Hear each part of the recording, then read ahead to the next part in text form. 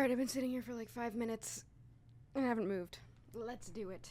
Let's do the fit check. That's it. It's a green dress.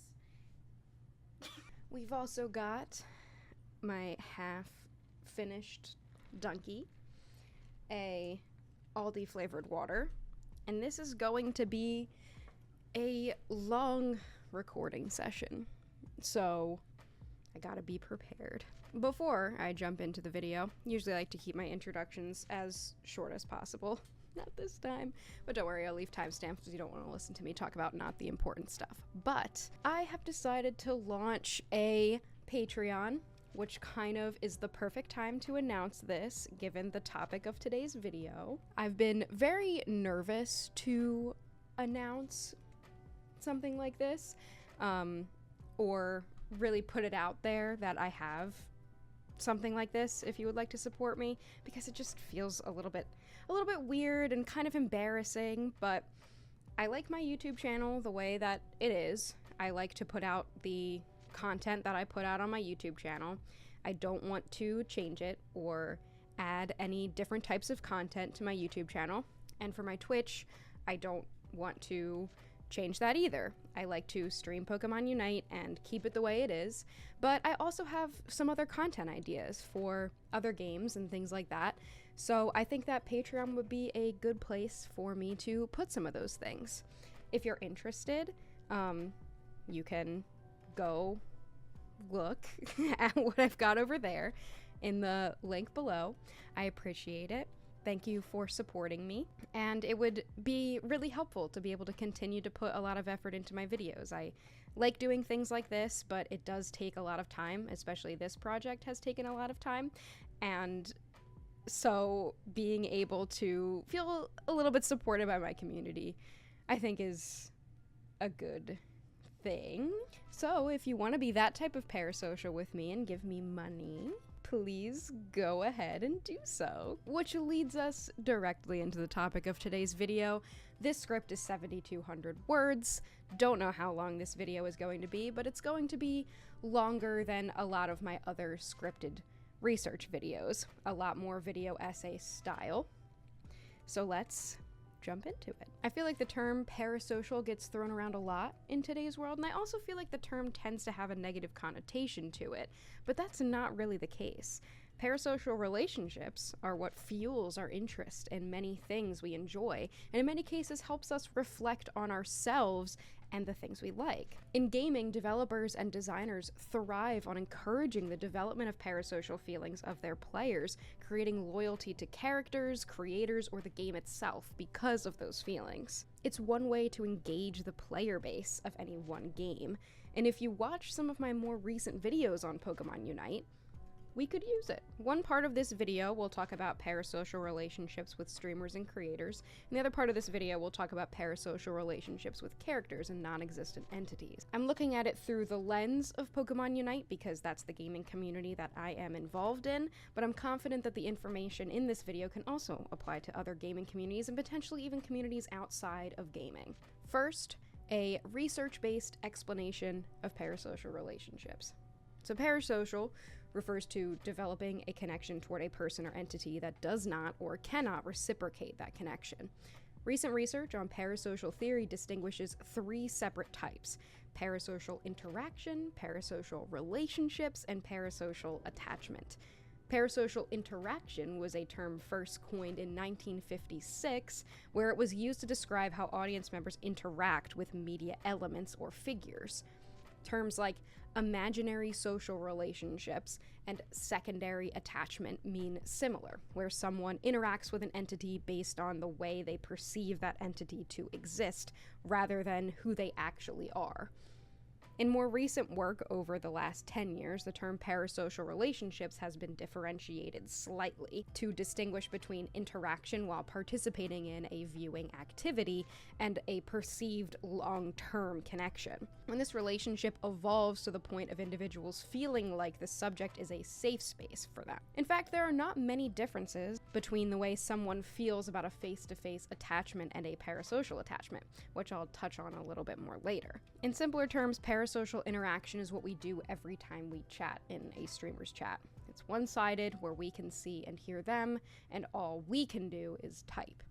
Parasocial relationships are formed when we engage with that streamer outside of their streams, perceive them to know us, and develop a picture of what that streamer is like and how they may feel about us. Parasocial attachment is when we feel safe and connected to that streamer and will stick with them through it all. Though these three separate elements of parasocial theory exist, for most of this video I'm going to be referring to all of these elements under the umbrella of the term parasocial relationships. Let's briefly touch on the negative connotation surrounding discussions about parasocial relationships, because many people believe that as soon as something is referred to as parasocial in nature, it becomes immature or juvenile. I think it's pretty easy to say that it's childish to develop a relationship with someone or something that can't or won't reciprocate. And to an extent, it's important to be self-aware of how the development of a parasocial relationship affects you and to be logical about it. But it's not a bad thing, and it certainly doesn't point to immaturity. It's likely that humans' relationships to animals are all parasocial, because it's unclear whether our pets can feel emotions towards us the way that we feel towards them. If you've been to a concert, if you follow a band on social media, that can be perceived as parasocial. If you have a favorite character in a movie or video game, that's parasocial in nature. They are not real, but you have developed part of your identity around the way you feel about them. Let me show you some stuff, for example. This is Goku bag that my fiance got for me. Dazai and Chuya of Bungo Stray Dogs, and they are boyfriends and not real. There's a body pillow on my bed of Dazai and Chuya from Bungo Stray Dogs. Here's a blanket. This is Tokyo Revengers. There's Mikey. There's Draken. You know, the whole gang is on there. I have a bunch of Pokemon plushies. They are not real. They're all back there. I have an entire drawer of shirts dedicated to Pokemon or anime or a bunch of stuff like that. None of these things are real, and none of these characters can reciprocate anything I feel about them. And yet, I acknowledge it, and it doesn't stop me from enjoying these things and characters and letting it make me happy. So this opinion I have about the negative connotations of parasocial relationships not being completely correct is a pretty new opinion. When this first started being studied, it was thought that people who develop parasocial relationships are exhibiting elements of social dysfunction or loneliness. This is no longer supported in research, and no studies have reported personality attributes like neuroticism or loneliness as predictors of parasocial relationship development. However, it has been found that people with existing low self-esteem often feel better about themselves through development of parasocial relationships. We care about the things that we like, and parasocial relationships fuel much of our interaction with the world around us. We as humans have so many emotions that are so complicated that we can't really explain everything we are and everything we do. So it's completely normal, but I think it's important to remind ourselves of the boundaries. A parasocial relationship can lead to obsession or actions that are detrimental to oneself. Remember to love whatever you love, but be self-aware and reflective. The thing about gaming is that there are real people that also play the games you play and you can interact with about those games. Honestly, much of the online world fuels the development of parasocial relationships. In my personal opinion, people put way too much emphasis on pretending that completely online relationships are the same as any other relationship that can be developed, and though I have plenty of online friends that I absolutely love, many of these relationships do involve elements of parasociality. When you look up to someone on the internet, or someone who could be considered famous or an influencer or creator in some capacity, and you seek to interact with and develop a relationship with them, that is inherently parasocial, even if that person does end up reciprocating in some way. We've been talking about these types of relationships for so long in research because they've helped us explain why people get so attached to celebrities. Back in the dawn of Hollywood, the world of actors and artists was so curated to encourage parasocial relationship development with fans that those celebrities were not allowed to be real people. Anyone in any type of spotlight was built by those empowered to be a representation of perfection, especially in the case of women. They had to be beautiful, fit a certain body type, speak with a specific level of importance, and they were not allowed to say anything wrong or discuss vulnerability in any way. Take Marilyn Monroe, for example, viewed as perhaps the most beautiful woman of all time. She was living a horrible life behind the scenes, but because of the importance placed on encouraging people to have parasocial relationships with her, these elements of her life were only revealed either by accident or well after her career and even her life ended. Most often, curation of parasocial relationships is required to make specific people a lot of money. So back 50, 60, 70 years ago, when specific people had way less rights, people in power were able to take advantage of the human nature to care about others so they could make money from them. Famous actresses would be sent love letters or flowers, money, cars, basically anything you could dream of by the people who develop parasocial relationships with them, or rather the persona that they put into the world. Today's world, these things still happen, but in general it's become more acceptable for people in the spotlight to have a little more control over their own choices and lives, but the attitude towards celebrities hasn't really changed. People still think that celebrities shouldn't be allowed to publicly use their platforms to share personal opinions. People still attempt to exhibit control over their personalities or their decisions or their looks or whatever it may be. It might actually be worse now because even though these relationships, both positive and negative, are parasocial, these famous people are even more accessible than they used to be.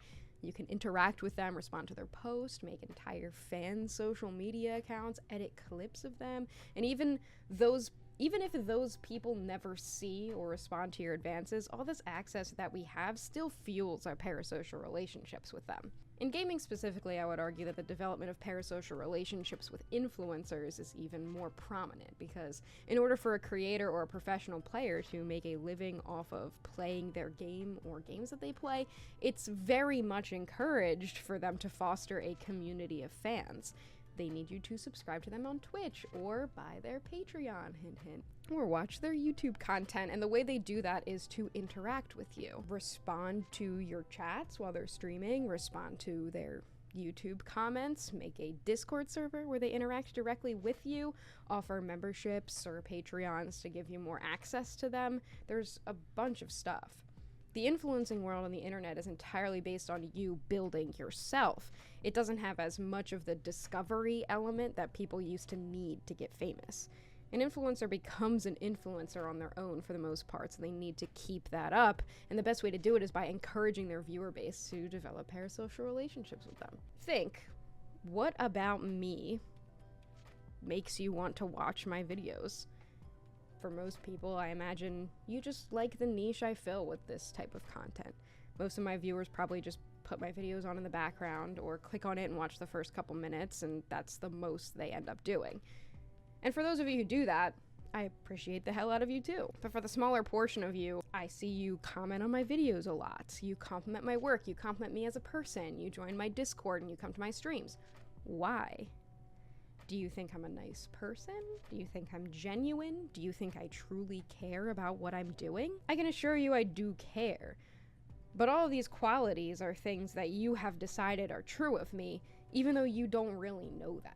You want to provide support to me, even though you don't know if I actually deserve it. In the influencing world, some of us don't really want to be placed on a pedestal or anything, so we try to interact with and even potentially make friends with the people who support us. Even for me, who isn't a large creator by any means, it's difficult to remember every person who has expressed support or developed real friendships with all of you who click on my videos as much as I would like to. We have so much access to each other, to the point where we feel like a subscriber count of 2,000 is a small creator.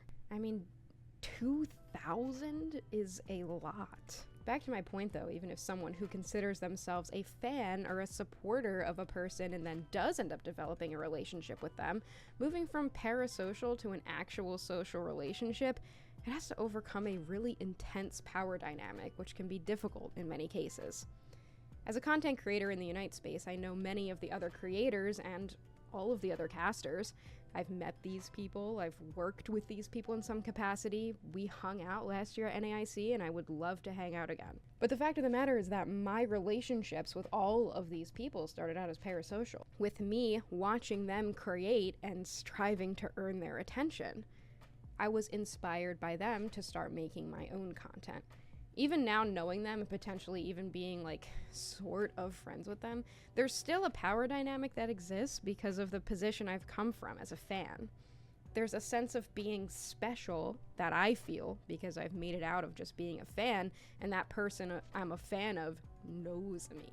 Again, this isn't a bad thing. It might be better to support influencers because they are building themselves the way they want to be, or at least most of them are. I don't really think most gaming influencers are attempting to foster the power dynamics that exist. It's good to find a person in gaming that you respect, a creator that talks about things you care about. And it feels great when you chat and a streamer notices you and reads your chat. And I'm sure the creator feels good too, as the one in the receiving end of such a strong support system. This is how an influencer builds themselves up and how they're able to continue bringing you content you like so that you keep supporting them. The type of influencers that exist in gaming can be referred to as Let's Players because they share their reactions to gaming or their gameplay, and Let's Players tend not to only simply share their gameplay but also talk about stuff. While playing the game, they have conversations about stuff with their viewers or ask questions or bring up topics that would encourage their viewers to make comments or share their opinions. It's seen as more personal. Research has also indicated that there are a few specific dimensions of parasocial relationships with these types of content creators. And I'm not going to go in depth about all of them, but they are imagined awareness, responsiveness, perceived similarity, wishful identification, entertainability, responsiveness, liking, and informativeness. For example, imagined awareness can be encouraged when content creators look directly into the camera. People tend to have the same reactions they would if they were being directly addressed. That's one reason why many creators encourage using face cams on stream, because it makes the things they say more personalized. For responsiveness, interaction through comments or messages has resulted in strengthened parasocial relationships with these types of creators, literally even beyond the parasociality that we tend to see with unreachable celebrities.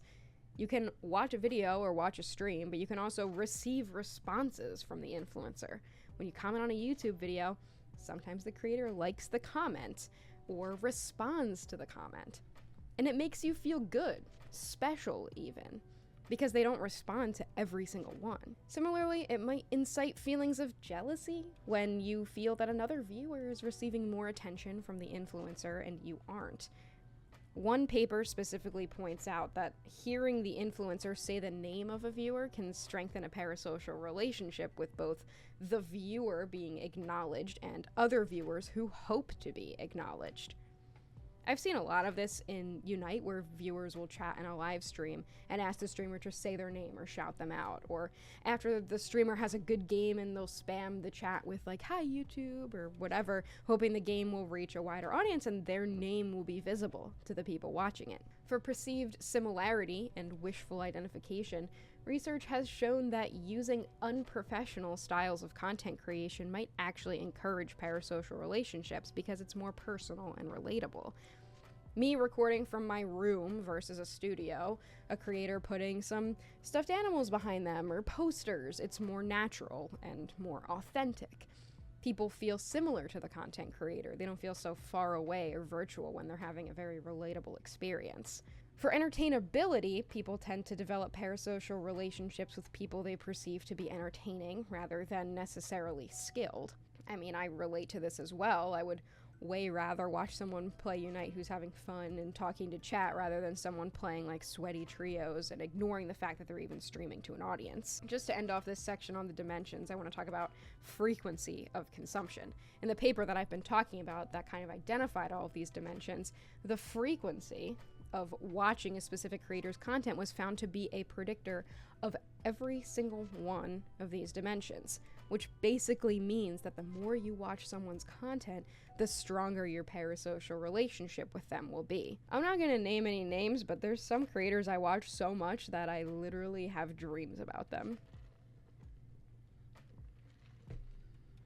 Let's get a little more specific to Pokémon Unite.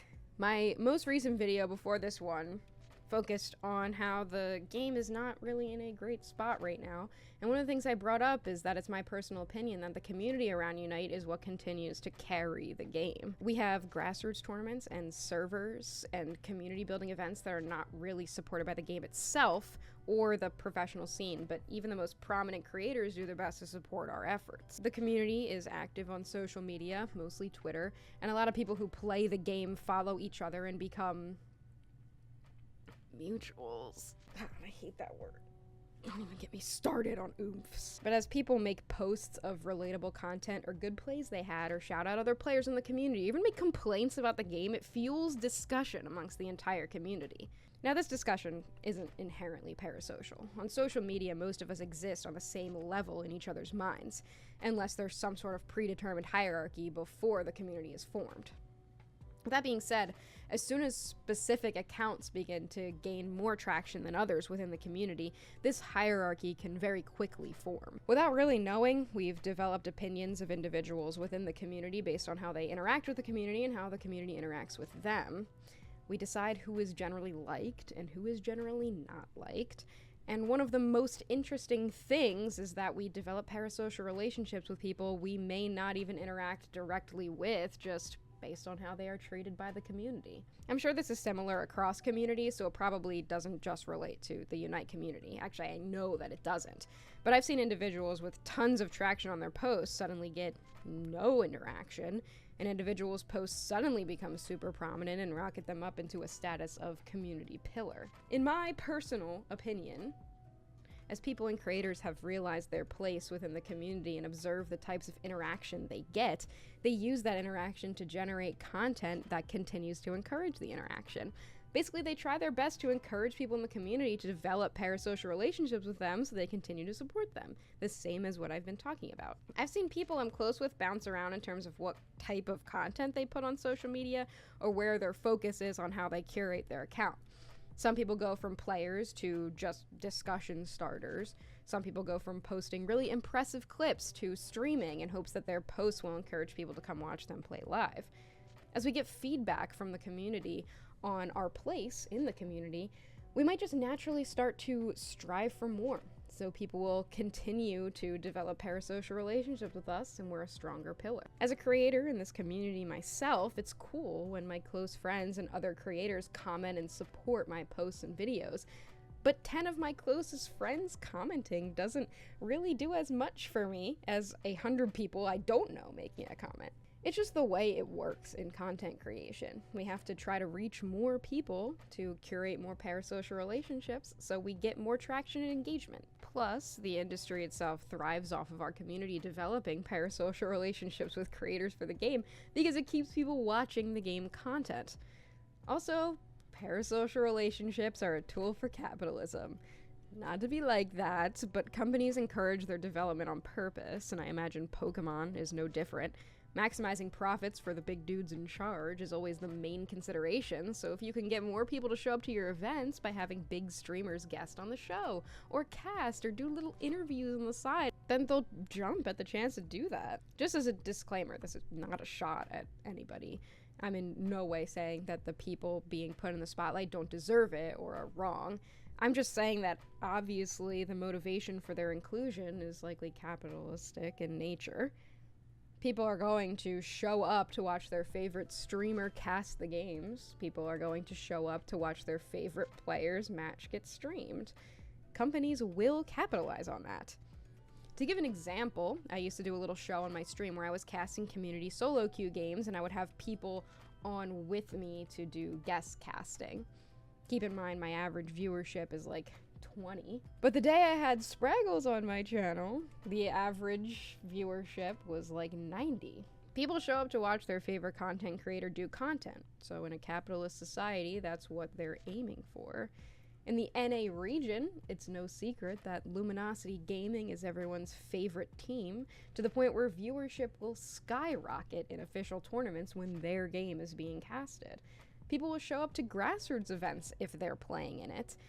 And some grassroots events will specifically advertise that LG is going to be there so people will come watch them. I feel like every time I'm watching a tournament, there's a random chat in the live stream asking when LG is going to be on stream. It's not really like it's malicious for a grassroots organization or tournament or whatever it is to advertise an LG appearance or anything like that. It's what we've seen and we know it works. We are capitalizing on the parasocial relationships people have to encourage more people to view our content.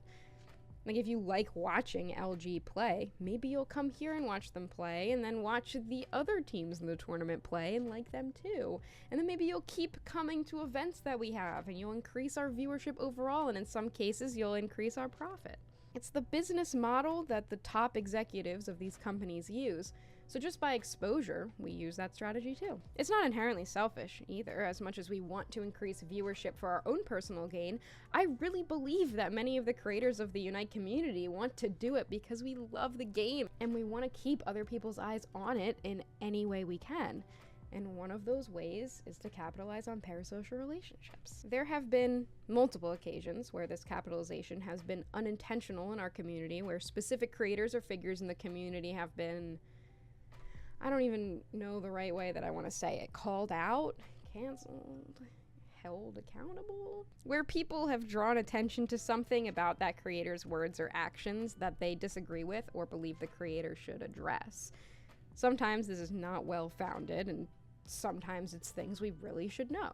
And without fail, people that consider themselves fans of that person will come to their defense no matter what. If they identify as a fan of someone, it becomes part of their identity to believe they are correct in their development of a parasocial relationship with that person. They have projected character traits onto those they have a parasocial relationship with, and just cannot believe that whatever this person is being accused of is wrong or bad. This is a phenomenon called cognitive dissonance, first coined by Leon Festinger in 1957, and we see it throughout our entire lives. Basically, the reasoning goes like this. I believe X is a good person. X has been accused of doing a bad thing, which doesn't make sense because X is a good person. That bad thing must not have happened. And if it did, it wasn't that bad.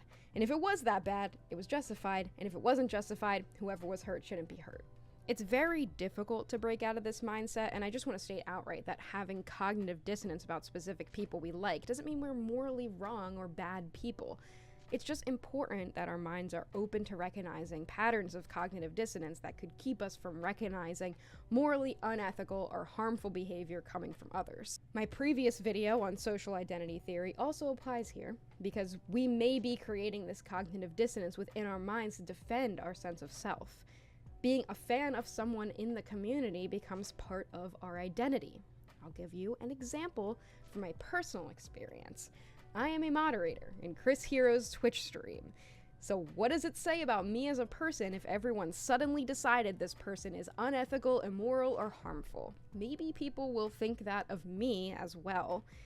So it becomes really easy to immediately defend this person's actions. Not that Chris Heroes is under attack at the moment, because it protects the sense of belonging I feel in that community.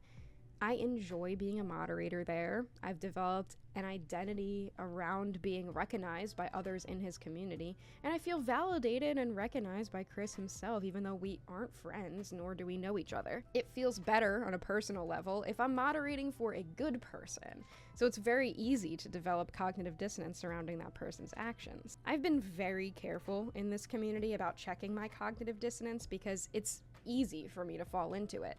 I want to be in the club. I'm a Unite creator and I want to be friends with all the other ones and be just as recognizable as they are. I think for me it's been important to point out to myself when I disagree with things other creators or members of the community say. Not starting anything with other people, of course. But just to myself, understanding like, hey, this was a toxic behavior and I didn't like it, but it doesn't mean I can't enjoy this person's content, nor does it mean I somehow need to correct their behavior. If you find yourself justifying everything that somebody does because you're a fan of them, no matter what it is, maybe take a step back and acknowledge your cognitive dissonance. If you've made it this far, You've gotten to the part of the video where the cat ears come on. I briefly mentioned the prospect of negative parasocial relationships because parasociality isn't all sunshine and rainbows and putting someone on a pedestal and thinking they can do no wrong.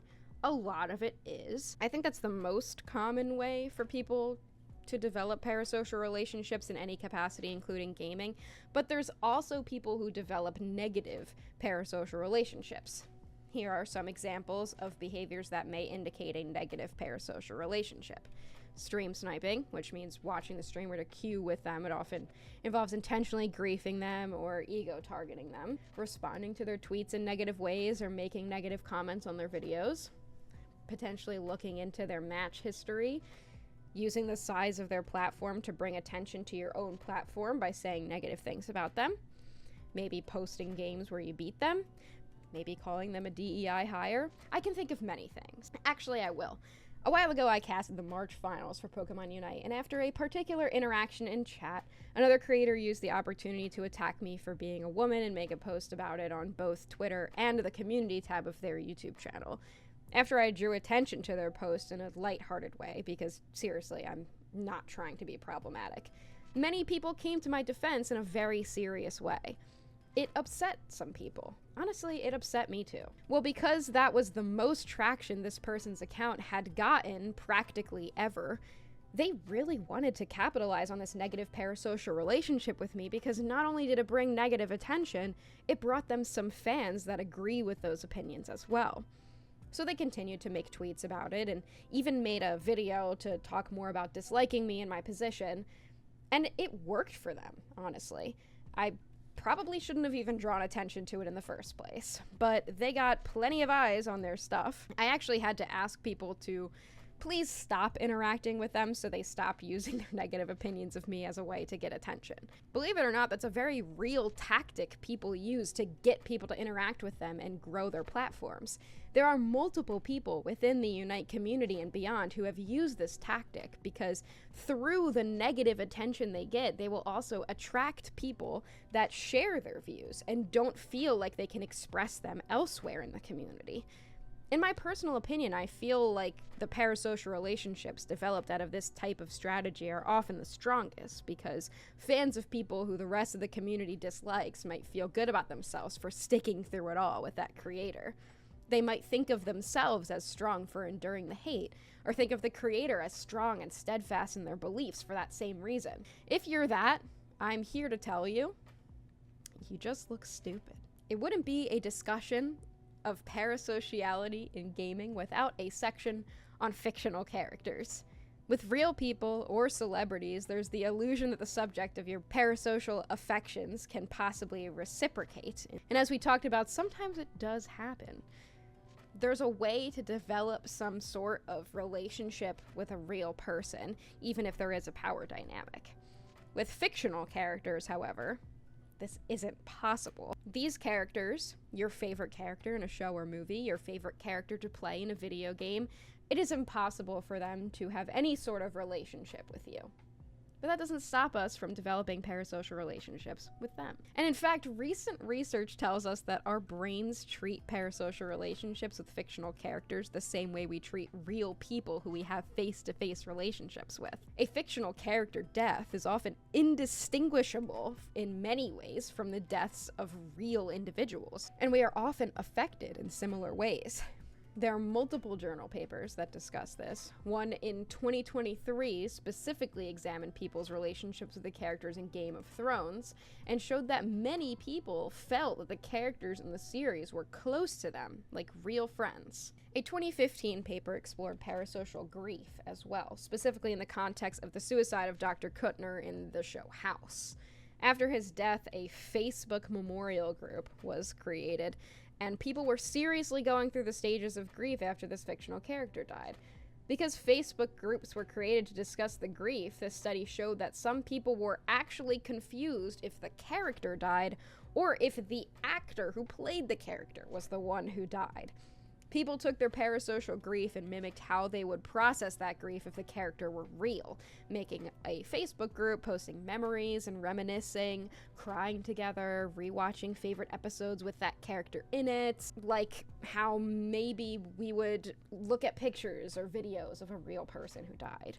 And get this, the Facebook memorial page that this paper studied was created in direct connection with the Facebook page of the show itself, meaning someone who was actually connected to the show probably made it. Which means the staff of the show house were likely trying to capitalize on the parasocial grief that would come from that character's death, whether or not the page was created under the guise of raising awareness for suicide or something like that. For me, I'm fully a victim of developing parasocial relationships with fictional characters. I showed you at the beginning, like a lot of my merch and stuff, but this is my background right now. That's Kiryu from Windbreaker. Here's my home screen as well. Is Windbreaker characters. Much of my life is taken up by thinking about characters that aren't real. And honestly, it seems a little pathetic when I spell it out like that, but what research has started to show is that there's really nothing wrong with this, and as long as a certain amount of self-awareness is involved, it's totally fine and harmless. Writers of shows, books, and games capitalize on our ability to develop parasocial relationships by developing characters that can appeal to relationship qualities that we look for. In fact, my best friend's research in her doctoral program involved gaming and engineering education, and she did an entire study surrounding parasocial relationships in gaming. Obviously, there's a way different context here because my friend's work was specific to a game developed to teach engineering students about process safety. Basically, it's a choose-your-own-adventure game where you act as the boss of a company and employees come to you with dilemmas or requests, and you have to select between different options to balance a bunch of different factors. What you need to know, as I discuss this work a little bit, is that there are a bunch of characters that were designed with parasocial relationships in mind, by specifically creating them with personalities that were supposed to incite different reactions from the player. In my friend's work, she investigated qualities of characters that undergraduate students perceive as influencing the judgments they pick. Basically, she interviewed a bunch of students, and they told her that for them to make specific choices in the game, the characters had to meet thresholds for various characteristics. These were trust, satisfaction, commitment, coordination, communication, joint problem solving, bonds, goal congruence, investments, power, and profit. That's 11 qualities that the people playing this game projected onto the set of fictional characters to help them make decisions that would impact the fictional company. Even more students that were part of my friend's study literally hated one specific character so much that they actively made decisions that hindered that specific character. Shout out Victor. This was a study on a game that existed only in the context of school. Literally, the students had to play this game for a grade in a college class, and they still developed parasocial relationships with the characters, and it ended up influencing their decisions. In some cases, it actually made them make suboptimal decisions just because they liked some characters more than others. This work isn't published, so I can't talk in depth about these results, but my friend who did this work has an entire dissertation of 257 pages talking about gaming as an educational tool, so for those who are interested, I'll happily point you in its direction once it's published, or go join my Discord server and I'll make the friend in question yap to you about it. So let's talk a little bit more specifically about video game characters. People develop different types of parasocial relationships with different types of video game characters because the specific context they are built into. Characters are designed with very specific traits, and in a video game, they are often very two-dimensional because they are built to serve a very specific purpose. Though many video games follow extremely in-depth stories with very in-depth characters, it becomes very easy for the player to develop parasocial relationships with them because of their surface-level role in the world they're in. This was explored in Undertale, where it was found that Undertale encouraged strong formations of parasocial relationships because its characters were drastically subverting the expectations of traditional role-playing games. Monsters are traditionally bad and evil creatures, and that's not always the case in Undertale. You can treat some characters like enemies, or you can treat them as allies. They have their own personalities and feelings about the way you, as the player, treat them, and that makes people think a lot about their role within the world. Another key part of this paper involves Sans specifically, who tends to break the fourth wall and talk directly about the player playing the game rather than the character within the video game realm. Being spoken to directly by these characters really encourages the development of more intimate emotional bonds. This phenomenon is also true of dating simulation games. I feel like that one's pretty obvious. Gacha games as well, where you have to acquire specific characters with real money or play the game for long hours to be able to unlock them. In my research, I found that in one study, they found that women with social anxiety tended to be likely to develop parasocial romantic relationships with video game characters, and women with less social anxiety tended to develop more social relationships rather than romantic. Just a tidbit of information I found interesting. I think another thing to point out here is that gaming is an escape for many of us. It's a way to get out of the real world and immerse yourself in something that's really just for you, or just for you and your friends. It's a coping mechanism, and for many of us, it does greatly improve our mental health just to have that escape tool or stress reliever. But that also often means we fall in love with the world or the characters and develop relationships with them that makes us just keep wanting to come back over and over again, projecting personalities onto them and developing real feelings. The example I keep thinking of in my head is Genshin Impact, which is a game I don't actually play, but I know so much about the game because of how much content is out there about the characters. I know all the most popular ships, I've read fan fiction about Genshin ships, I've looked at fan art and edits of the characters, I know a good amount. The parasocial relationships of Genshin fans is literally so strong that it's perpetuated through the actual game players and onto people who don't actually play the game and haven't interacted in a personal way with these characters at all. So let's bring it back to our context here. I'm talking about Pokemon Unite because I'm a Unite streamer and creator. In our case, there's plenty of opportunities to develop parasocial relationships with the characters, specifically the Pokemon. I talked about all these characteristics that can influence how a player feels, but the Pokemon we play in Unite aren't exactly people or have human characteristics. So what do? We make them up. We literally make them up. We call Serena a queen, an Inteleon, Happy Pride Month. And we make up personalities for the Pokemon as if they were people that we'd have relationships with. We feel loyalty towards certain characters and hatred towards others, and we even project characteristics onto the people that may play or not play specific Pokemon. Remember social identity theory? Well, we're back.